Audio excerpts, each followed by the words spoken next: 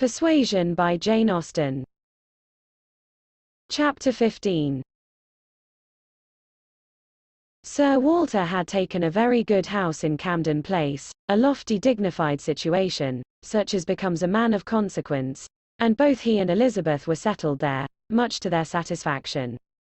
Anne entered it with a sinking heart, anticipating an imprisonment of many months, and anxiously saying to herself, "Oh, when shall I leave you again?" A degree of unexpected cordiality, however, in the welcome she received, did her good. Her father and sister were glad to see her, for the sake of showing her the house and furniture, and met her with kindness. Her making a fourth, when they sat down to dinner, was noticed as an advantage.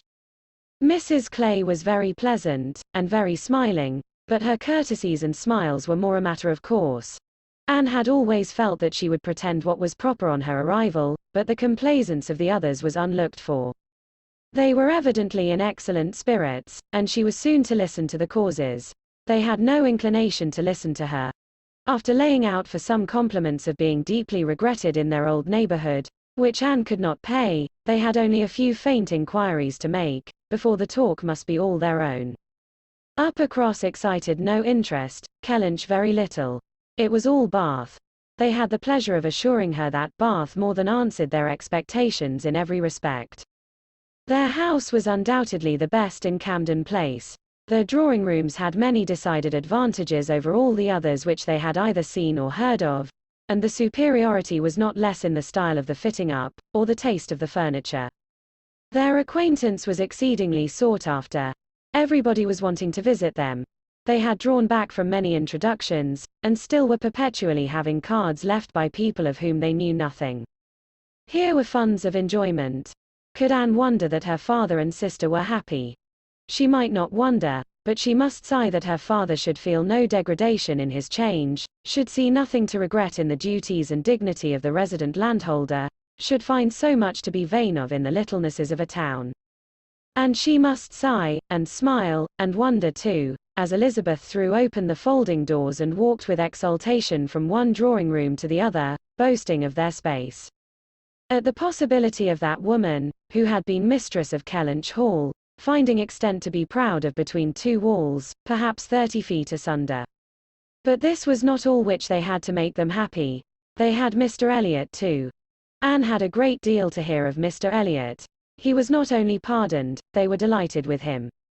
He had been in Bath about a fortnight. He had passed through Bath in November, in his way to London, when the intelligence of Sir Walter's being settled there had of course reached him, though only 24 hours in the place, but he had not been able to avail himself of it. But he had now been a fortnight in Bath, and his first object on arriving, had been to leave his card in Camden Place, following it up by such assiduous endeavours to meet, and when they did meet, by such great openness of conduct, such readiness to apologize for the past, such solicitude to be received as a relation again, that their former good understanding was completely re-established. They had not a fault to find in him. He had explained away all the appearance of neglect on his own side. It had originated in misapprehension entirely. He had never had an idea of throwing himself off. He had feared that he was thrown off, but knew not why, and delicacy had kept him silent. Upon the hint of having spoken disrespectfully or carelessly of the family and the family honors, he was quite indignant. He, who had ever boasted of being an Elliot, and whose feelings, as to connection, were only too strict to suit the unfeudal tone of the present day. He was astonished, indeed, but his character and general conduct must refute it. He could refer Sir Walter to all who knew him, and certainly, the pains he had been taking on this, the first opportunity of reconciliation, to be restored to the footing of a relation and heir presumptive, was a strong proof of his opinions on the subject. The circumstances of his marriage, too, were found to admit of much extenuation. This was an article not to be entered on by himself, but a very intimate friend of his. A Colonel Wallace, a highly respectable man, perfectly the gentleman, and not an ill-looking man, Sir Walter added, who was living in very good style in Marlborough Buildings, and had, at his own particular request, been admitted to their acquaintance through Mr. Elliot, had mentioned one or two things relative to the marriage, which made a material difference in the discredit of it. Colonel Wallace had known Mr. Elliot long, had been well acquainted also with his wife, had perfectly understood the whole story.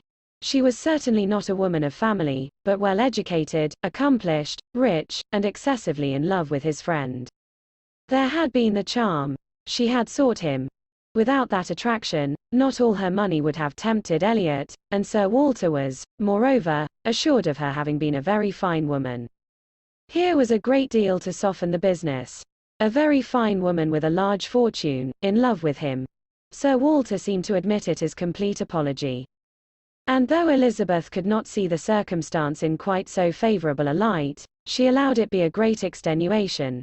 Mr. Elliot had called repeatedly, had dined with them once, evidently delighted by the distinction of being asked, for they gave no dinners in general. Delighted, in short, by every proof of cousinly notice, and placing his whole happiness in being on intimate terms in Camden Place. Anne listened, but without quite understanding it.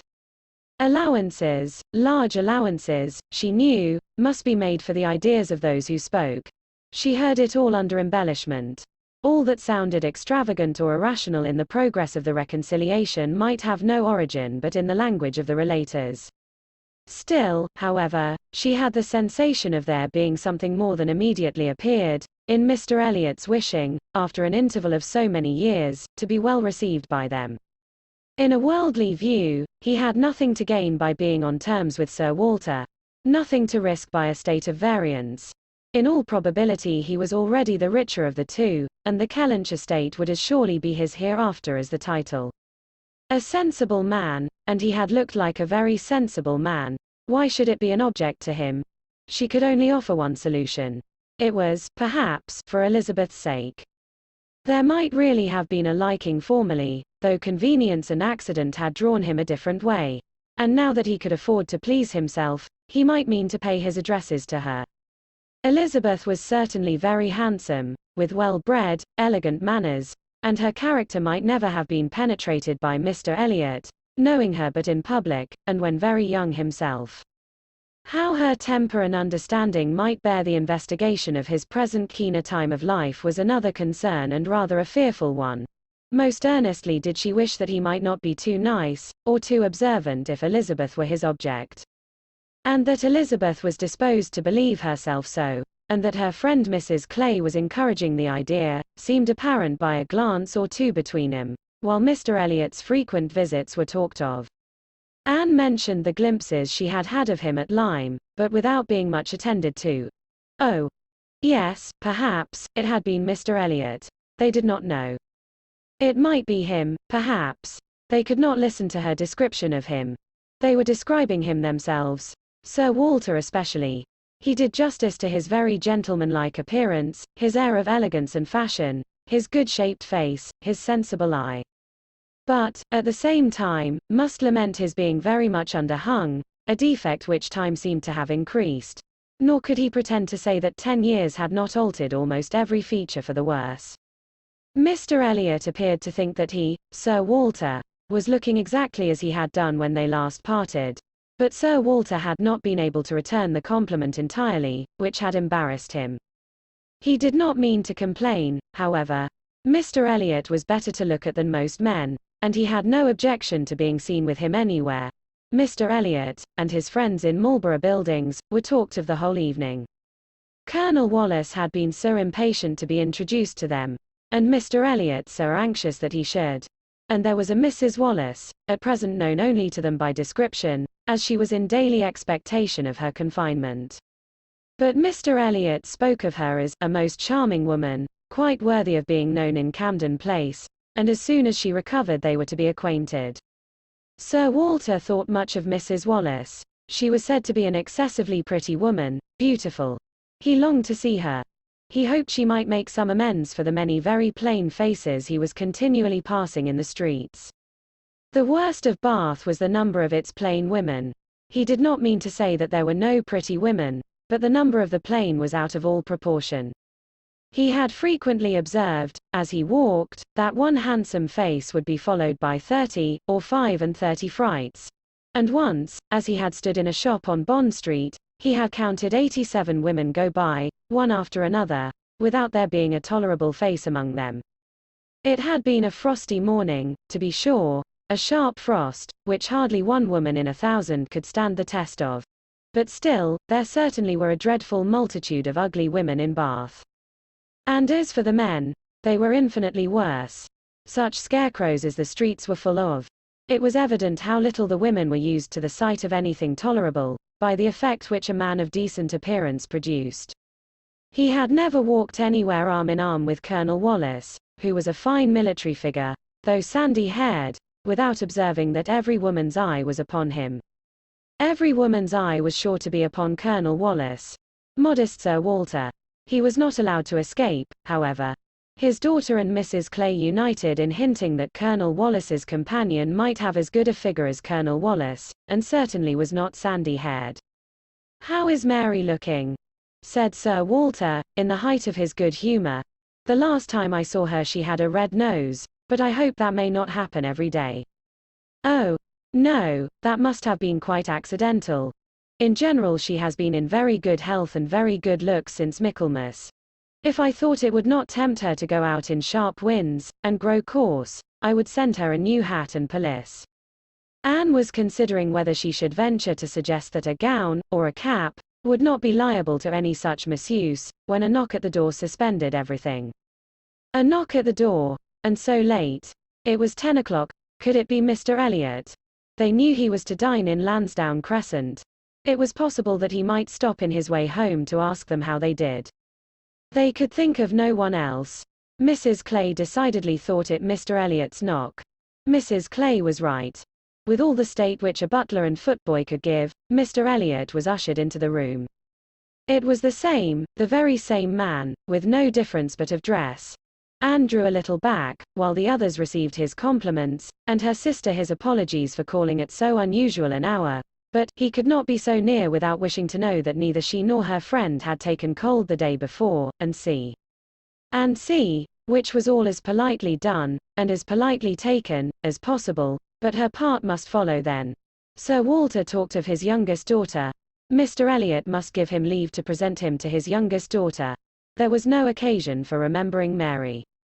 And Anne, smiling and blushing, very becomingly showed to Mr. Elliot the pretty features which he had by no means forgotten, and instantly saw, with amusement at his little start of surprise, that he had not been at all aware of who she was.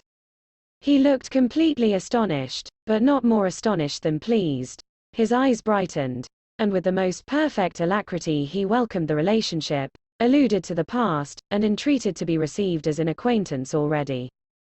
He was quite as good-looking as he had appeared at Lyme, his countenance improved by speaking, and his manners were so exactly what they ought to be, so polished, so easy, so particularly agreeable, that she could compare them in excellence to only one person's manners.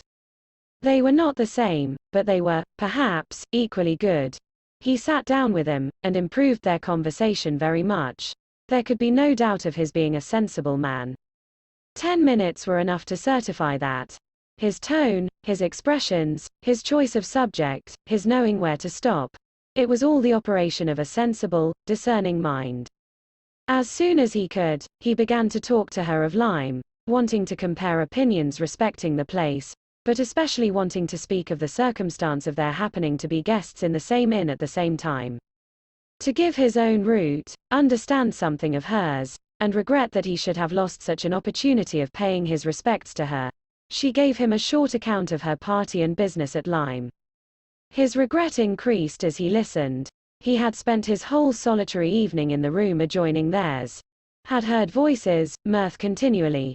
Thought they must be a most delightful set of people, longed to be with him, but certainly without the smallest suspicion of his possessing the shadow of a right to introduce himself. If he had but asked who the party were, the name of Musgrove would have told him enough. Well, it would serve to cure him of an absurd practice of never asking a question at an inn, which he had adopted, when quite a young man, on the principle of its being very ungenteel to be curious. The notions of a young man of 21, said he, as to what is necessary in manners to make him quite the thing, are more absurd, I believe, than those of any other set of beings in the world. The folly of the means they often employ is only to be equaled by the folly of what they have in view. But he must not be addressing his reflections to Anne alone. He knew it. He was soon diffused again among the others, and it was only at intervals that he could return to Lyme. His inquiries, however, produced at length an account of the scene she had been engaged in there, soon after his leaving the place. Having alluded to an accident, he must hear the whole. When he questioned, Sir Walter and Elizabeth began to question also, but the difference in their manner of doing it could not be unfelt. She could only compare Mr. Elliot to Lady Russell, in the wish of really comprehending what had passed, and in the degree of concern for what she must have suffered in witnessing it. He stayed an hour with them. The elegant little clock on the mantelpiece had struck 11 with its silver sounds, and the watchman was beginning to be heard at a distance telling the same tale, before Mr. Elliot or any of them seemed to feel that he had been there long. Anne could not have supposed it possible that her first evening in Camden Place could have passed so well.